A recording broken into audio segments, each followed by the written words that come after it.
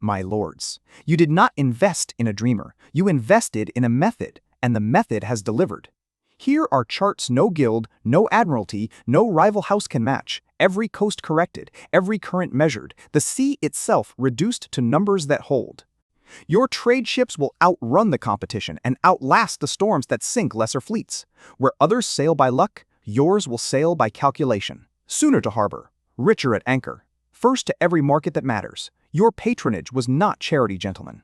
It was the shrewdest coin you ever spent. Gentlemen, behold. On the Geography of Neokosmos by Eadric Wyrmscraft, cartographer of the Alnhama Republic. 1. On Neokosmos, Scope, Method, and First Principles. Prelude. This work is not speculative, nor is it a compilation of inherited errors. It is the product of measurement, repetition, and correction. I have spent the last several years at sea, aboard vessels of differing construction and purpose, testing a navigational method of my own design and applying it across every known reach of Neokosmos accessible to sail. The result is simple to state, if difficult to achieve, the most accurate maps of this world yet produced. Coastlines have been corrected, distances recalculated, and relative positions constrained within defined bounds of error. I have not named the ships that carried me, for the vessels were incidental. The method was not. This book exists to present that method, the maps derived from it, and the geographic principles revealed by their application. I do not expect universal agreement. I do expect verification. Where others have relied on tradition or approximation, I have relied on geometry, observation, and correction through failure. The shape and extent of the world. Neokosmos is a world of temperate and boreal lands, bounded on all sides by regions of grinding ice. These frozen expanses are not marginal curiosities, but defining features, shaping currents, winds, and the survivability of the lands they encircle. Any geographic study that ignores them is incomplete. The western landmass alone measures in excess of 50,000 square miles. Within this span lie fertile temperate regions, dense boreal forests, and broad stretches of rough tundra where habitation thins and travel becomes uncertain. The terrain is not uniform, nor is its climate evenly distributed. Elevation, latitude, and proximity to the surrounding seas interact in ways that older maps failed to capture. Primary surveyed map of Neokosmos, corrected through repeated navigational passes. Beyond the mainland, the surrounding seas are scattered with small and medium islands, many previously misplaced or missized in existing charts. Most notable among these is the massive ice island to the far reaches, long assumed to be barren and uniform. My surveys reveal instead a deep interior mountain range, enclosing extensive boreal forests within its frozen perimeter. These findings alone necessitate a revision of prevailing geographic assumptions. Such features cannot be understood in isolation. Land and sea act upon one another continuously. The climates of Neokosmos are not static conditions, but results formed by the interaction of latitude, elevation, and the surrounding waters. To chart land without accounting for the seas that encircle it is to chart shadows rather than substance. On the influence of the seas. In the chapters that follow, I will examine the surrounding seas in detail, their prevailing winds, dominant currents, and seasonal behaviors. These forces govern the distribution of warmth and cold across the land and explain patterns of fertility, forest, and ice that earlier geographers attributed to chance. Geography is not merely the description of where things are, it is the explanation of why they are so. With the foundations established here, we may proceed outward from the land itself to the waters that shape it, and from there to a fuller and more accurate understanding of the world we inhabit. 2. The great waters, seas, currents, and maritime boundaries. On the principal waters of the region. The lands of Neokosmos cannot be understood without first understanding the waters that surround and penetrate them. These seas are not mere borders drawn at the edge of the map, but active forces that govern movement, climate, and the limits of civilization itself. Three principal bodies of water dominate the region and define its character. To the south lies the Sea of Neokosmos, the largest and most consequential body of water in the known world. Its warm currents form the primary artery of transport across the civilized lands and sustain the temperate conditions upon which those lands depend. It is within this sea that the islands of the great Alnhama Republic are situated, their prosperity owed as much to navigable water as to political design. The Sea of Neokosmos is not merely a conduit for trade. It is the reservoir of warmth that preserves fertility across vast stretches of the mainland. Without its influence, the southern coasts would more closely resemble the harsher regions farther north. The precise mechanisms by which this warmth is distributed will be addressed in the following chapter. In opposition to this southern body lies the Boreal Passage to the north. The name is, perhaps, more hopeful than accurate. The passage both blows and flows southward with near constancy, carrying cold waters and unstable winds into the region. Even during warmer months, icing is common, rendering navigation hazardous and at times impossible. The Boreal Passage acts as a counterforce to the Sea of Neokosmos, constraining the northern limits of settlement and shaping the gradient between temperate and boreal lands. Its effects are profound but complex and warrant closer examination than can be given here. I will return to this body in detail when addressing climate and atmospheric behavior. The third defining body of water is the Gulf of Deuteria, now more commonly referred to as the Gulf of Fresnia for the nation that occupies its shores. This gulf extends nearly 200 miles into the continent, forming a deep and natural channel by which the warmer waters of the Southern Sea penetrate inland. The Gulf of Fresnia is often admired for its beauty, its mild conditions, and its many small islands. These features are not incidental. The Gulf's structure moderates climate far inland and provides a protected maritime corridor. It was therefore a logical focal point for early Atlantean colonization and became the nucleus from which civilization in this region expanded. Taken together, these three bodies define the maritime boundaries of Neokosmos. They are not static features, but interacting systems whose movements and temperatures determine what the land may support and where human effort may endure. Adjacent and uncharted waters. Beyond the principal seas described above lie several neighboring bodies of water that remain poorly charted, not through lack of interest, but through persistent hazard. Most notable among these are the seas of the southern wildlands. Ferocious and unstable currents, endemic disease, and hostile populations have rendered sustained survey efforts impractical. These waters remain untraced by modern scholarship, a deficiency that I regard as temporary rather than permanent.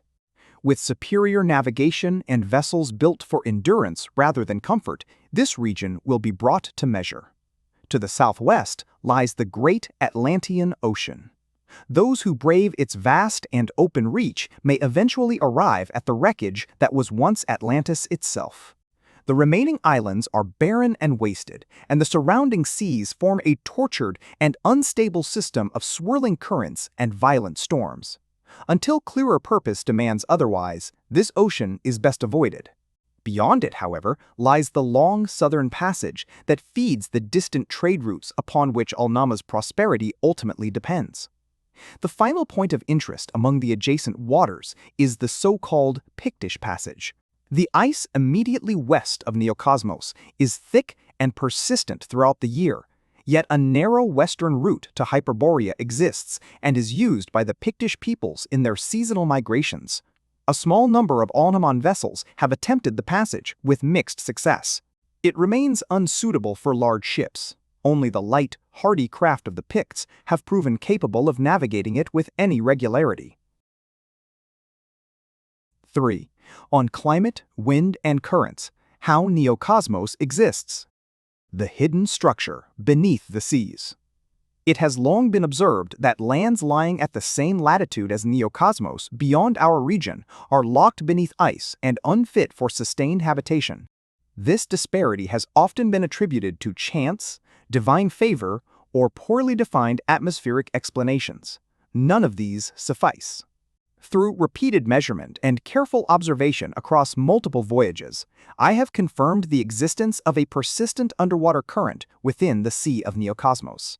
This submerged river of warm water flows northward from the southern wildlands, unseen at the surface yet measurable through temperature variance, salinity, and drift behavior. This current is the true foundation of our climate. It replenishes the warmth of the Sea of Neokosmos continuously, preventing the stagnation and cooling that would otherwise render the region uninhabitable. The solution to our temperate survival has always lain beneath the hull, not above it.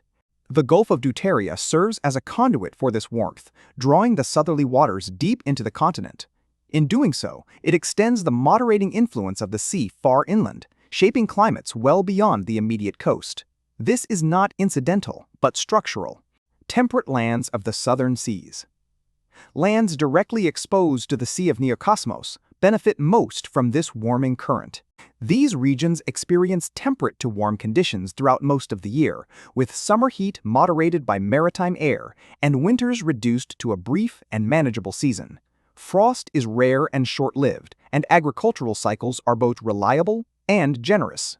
It is here that the calm productivity of the southern coasts arises, a condition often mistaken for natural abundance rather than the result of a stable and persistent system. These lands form the agricultural and population core of the region. Montane temperate forest regions cut off from direct access to the Sea of Neokosmos, yet shielded from the full force of northern winds, form what I classify as montane temperate forests.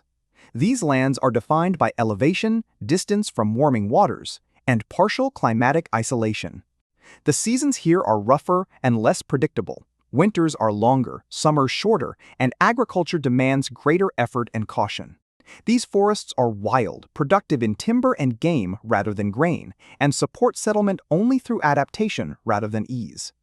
The Boreal Winter.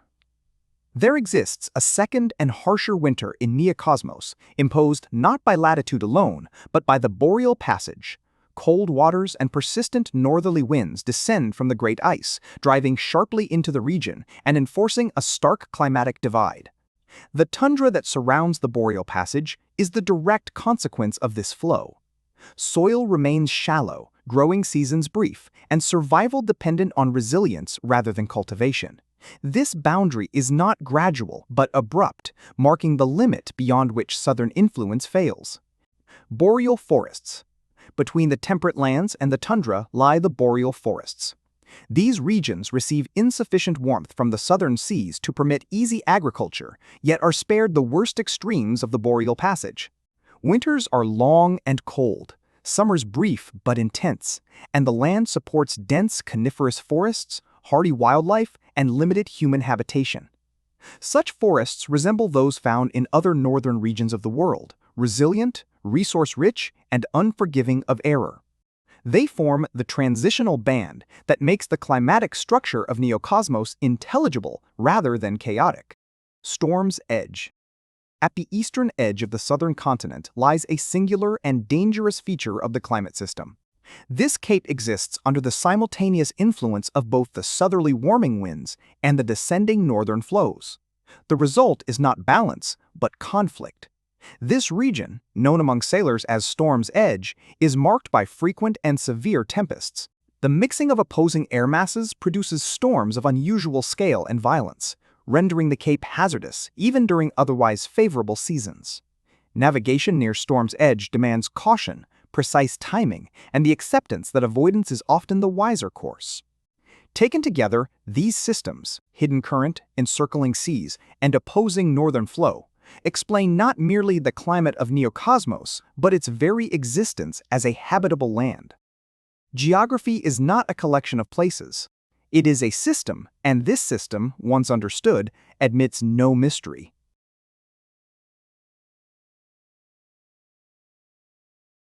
4. Of nations and terrain. How the world shapes its peoples. Geography as constraint. Nations do not arise in isolation, nor do they persist by ideology alone. They are constrained, enabled, and ultimately shaped by the terrain upon which they exist. Climate determines agriculture, waterways determine trade, and defensible land determines longevity. To study politics without geography is to mistake consequence for cause. The southern temperate zone of Neokosmos supports the only fully developed civilizations of men. These lands, moderated by the Sea of Neokosmos and accessible by navigable waters, allow for sustained population density, surplus production, and organized state power. The civilized South. 3 major nations dominate the southern temperate lands. Each owes its character and power not to chance, but to geography. The Republic of Alnhama occupies the warm islands of the Sea of Neokosmos. Its control of harbors, prevailing trade winds, and navigable routes grants it dominance over maritime transport both within the region and abroad. Alnhaman influence extends farther by calculation than by conquest. The Kingdom of Fresnia commands the Great Gulf that now bears its name. Sheltered by mountain ranges and reinforced by surviving Atlantean fortifications, Fresnia's position is both defensible and prosperous. Control of the Gulf allows the kingdom to regulate inland access to the southern seas. The Ruestrian Empire spreads across the broad, temperate grasslands. These open lands offer little natural defense, necessitating disciplined armies, extensive road networks, and heavily armored cavalry. Ruestrian power is maintained through organization and force, rather than geography alone. Marginal and hostile regions. Beyond the southern heartlands lie regions unsuited to large-scale human civilization. The northern forests and tundra do not permit reliable agriculture, nor do they support the infrastructure required for stable states. These boreal lands are dominated by the Picts, whose migratory and martial cultures are adapted to scarcity, cold, and constant movement. Their territories are vast, poorly defined, and resistant to precise mapping. Attempts to impose permanent borders in these regions have proven futile. The elves remain enclosed within the kingdom of Velatasia, concealed behind what is commonly referred to as the Veil. This phenomenon is a magical artifice rather than a geographic feature, and therefore lies outside the scope of serious cartographic inquiry. From a practical perspective, Velatasia functions as an isolated mountainous and forested region with limited external interaction. In every case, the pattern holds. Terrain dictates possibility. Where the land is generous, nations grow complex. Where it is hostile, societies remain small, mobile, or concealed. No people escapes this rule.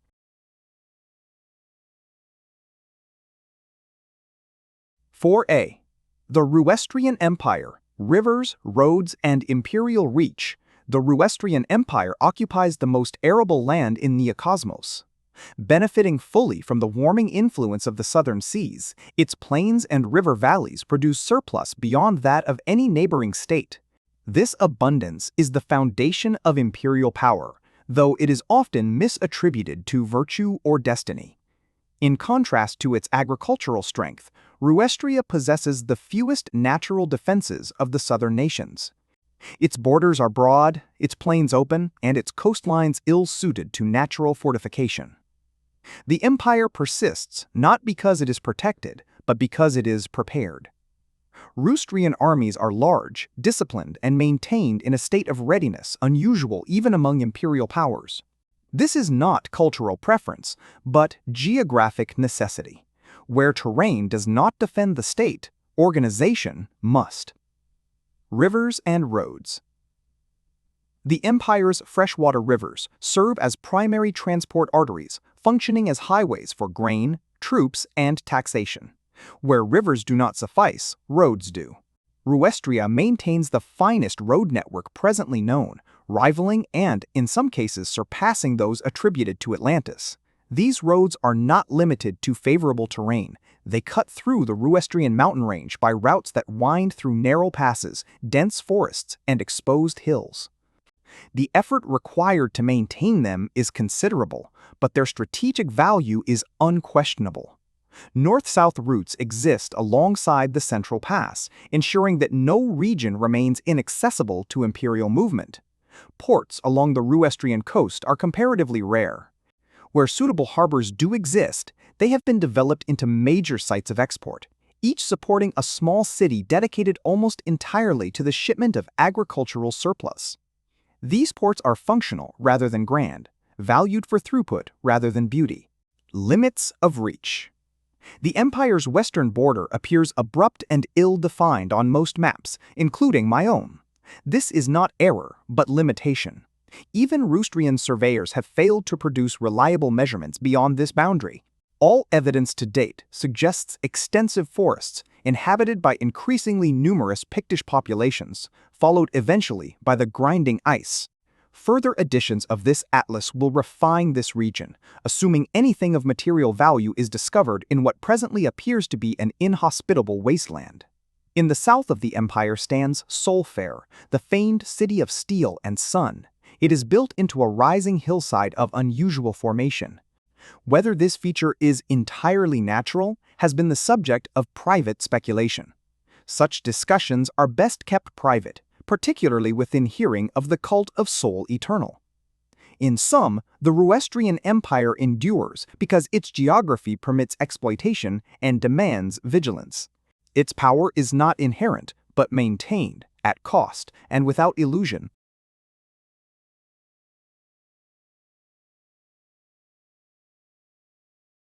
(4b) The Kingdom of Fresnia, from the Gulf Rise Ruins. The Kingdom of Fresnia occupies a position of uncommon strategic clarity. Centered upon the great gulf that bears its name, the realm commands a warm maritime corridor that penetrates deep into the continent. This single feature grants Fresnia access, fertility, and control beyond what its apparent size would suggest. The Gulf of Fresnia functions as a reservoir of warmth, moderating climate and sustaining broad tracts of arable land along its shores. Settlement naturally concentrates inward from the water, producing a dense and productive core from which the kingdom governs outward. On the map, Fresnia appears narrow and exposed, hills rise along its flanks, and its elongated shape suggests vulnerability. This impression is misleading. Geography rarely favors the obvious. Atlantean inheritance. The true strength of Fresnia lies not in what it built, but in what it claimed. The Atlanteans recognized the value of the Gulf long before the present age and fortified its approaches accordingly. When Deutera Atlantis fell, these structures remained. Fresnian expansion was therefore not a matter of construction, but occupation. Old Atlantean fortresses ring the Gulf, commanding passes, waterways, and approaches. By asserting control over these sites, Fresnia secured dominance over the region with remarkable efficiency. It must be stated plainly, claiming the ruins of Deutera Atlantis required resolve. Where others hesitated, fearing collapse, curse, or unknown consequence, the Fresnians advanced. They stabilized what could be stabilized, sealed what could not, and integrated the remains into their defensive network. This was not reverence nor folly, but calculation. The land was valuable. The risk was measurable. The reward was enduring control. Fresnia today stands as proof that geography rewards those willing to act decisively. The kingdom's power flows not from its lineage, but from its willingness to inhabit ground. Others refused. In this, it differs from Ruestria's maintenance and Alnhama's calculation, yet remains no less dependent on the shape of the land it occupies.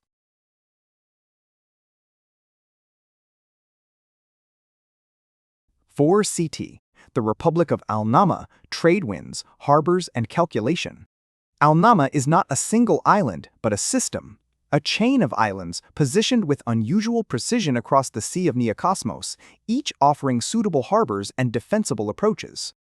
Taken individually, these islands would be unremarkable. Taken together, they form a maritime instrument of control. This string of ports allows Alnhama to dominate movement across the southern seas. Ships are never far from shelter, and watchtowers along the coasts ensure visibility across the principal routes. Passage is observed, recorded, and, when necessary, regulated. Control of the sea need not be enforced constantly when it can be anticipated. Alnhama's position allows it not merely to participate in trade, but to frame it. The Republic serves as the doorway to Neokosmos and, by extension, to the greater world beyond. Alnhaman produce, Fresnian relics and industry, Ruestrian grain, and even Pictish furs and deepwood resources all converge upon these islands before passing onward. The Republic's power lies in mediation. Goods that pass through Alnhama are measured, taxed, insured, and redistributed. Influence is exerted not by decree, but by access. This is a quieter form of dominance, but no less effective for its restraint. The islands themselves are fair, if often windswept.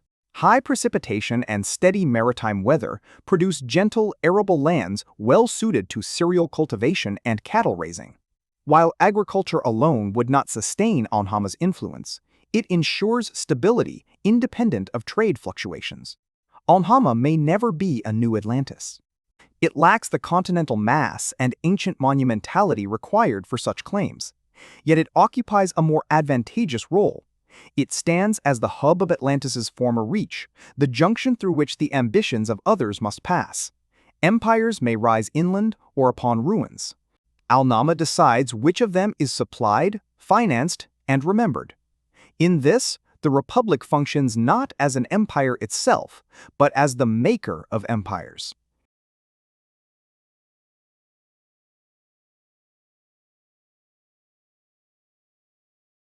Velatasia, the Hidden Kingdom. Velatasia is enclosed behind what is commonly referred to as the Veil. This condition renders meaningful geographic survey impossible. There exist no reputable maps, measurements, or records produced from within the kingdom itself. All available information concerning Velatasia derives from exterior observation. The surrounding hills and forests are well documented, though their precise arrangement appears to shift when examined too closely. Attempts to penetrate beyond these boundaries have consistently failed, usually without explanation and occasionally without witnesses. Accounts offered by travelers, mystics, and self-proclaimed emissaries are numerous and uniformly useless. They contradict one another in detail, scale, and purpose. None survive even minimal scrutiny. As a consequence, Velatasia cannot be mapped, measured, or meaningfully analyzed using accepted methods. This is not a failure of effort, but of access. It would, of course, be interesting to know what lies within the kingdom.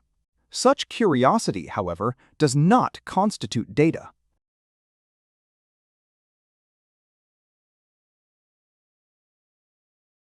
A note from within the veil.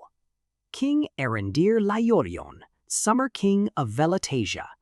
This volume was gifted to me by one of my people who chose, for a time, to walk beyond the veil. I have read it with great interest and no small measure of admiration. The precision with which human minds map the world, without sight of its deeper currents or awareness of the living breath of the land, is impressive. You trace coastlines, measure distances, and bind chaos into order with tools alone. There is a kind of beauty in that restraint. The author is correct. In one respect, there exist no reliable records from within Velatasia. This is by design, not absence. Our kingdom is small. Smaller than many imagine, and perhaps smaller than we ourselves once desired. Elves are accustomed to wide forests and long wandering, to many retreats linked by seasons rather than roads. Within the veil, space is precious. Still, the younger generations have taken well to this closeness, finding community where once there was only distance. The land is sheltered. Summers are warm and generous, winters mild, snowfall rare. At the heart of Velatasia lies a broad meadow surrounding the castle compound of Melianthor, where light falls gently and life gathers easily. From this clearing, the forests grow thicker outward, deepening into the wooded hills where the veil is rooted and held. It pleases me to see how much of the world has been captured without touching what must remain unseen. For that reason alone, I hope this work reaches its completion. There are many kinds of knowing. Mapping is one of them.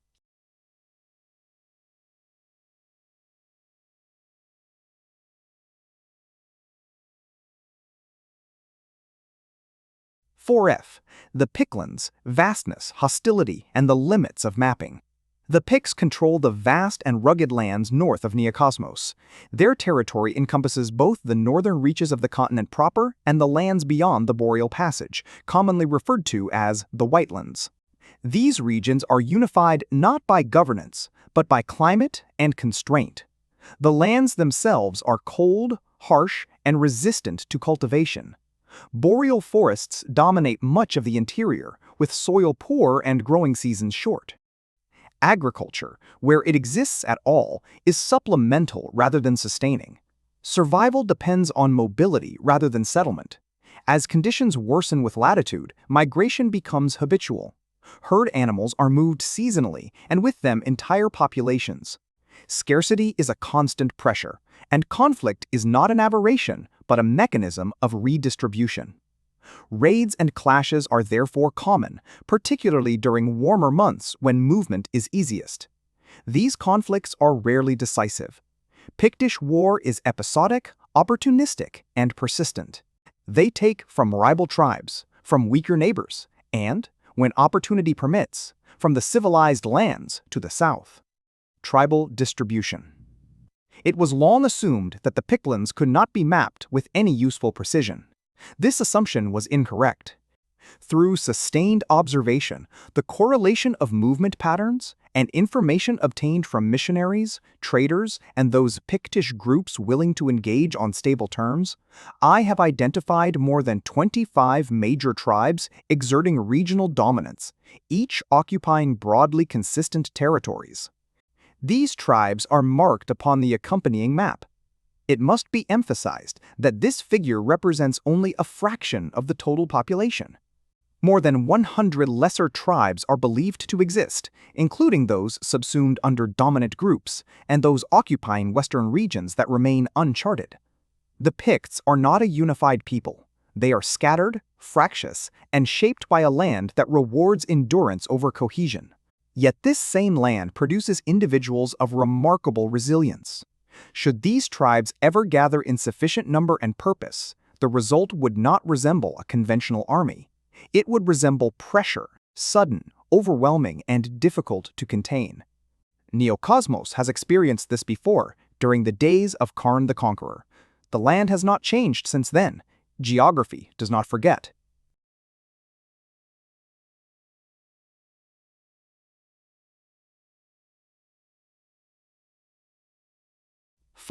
Epilogue: What is known and what remains unmeasured. The maps contained in this volume are sufficient for profit, governance, and expansion. They replace conjecture with constraint and error with margin.